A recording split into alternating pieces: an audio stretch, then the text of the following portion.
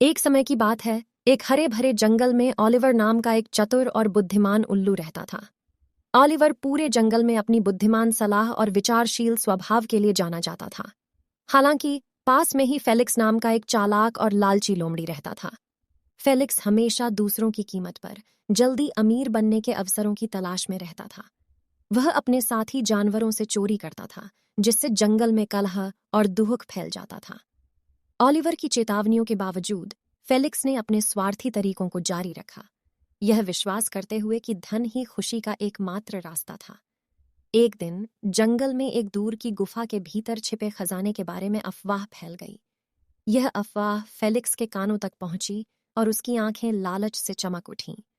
खजाना हासिल करने के लिए दृढ़ संकल्पित फेलिक्स ने अपने कार्यों के परिणामों पर विचार करने की ऑलिवर की सलाह को नजरअंदाज करते हुए गुफा की यात्रा पर निकल पड़ा। कई दिनों की यात्रा के बाद फेलिक्स गुफा में पहुंचा और उसे सोने और रत्नों से चमकता हुआ खजाना मिला। उत्तेजना के वशीभूत होकर उसने सीने पर अंकित एक चेतावनी को नजरअंदाज कर दिया, केवल योग्य हृदय के लिए। लालची हाथों से फेलिक्स ने संदूक खोला, लेकिन वह चकाचौंध करने वाली रोशनी में डूब गया।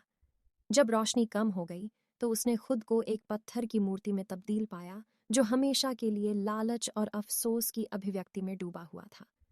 फेलिक्स के भाग्य की बात फैल गई और जंगल के जानवरों ने उसकी कहानी से एक मूल्यवान सबक सीखा।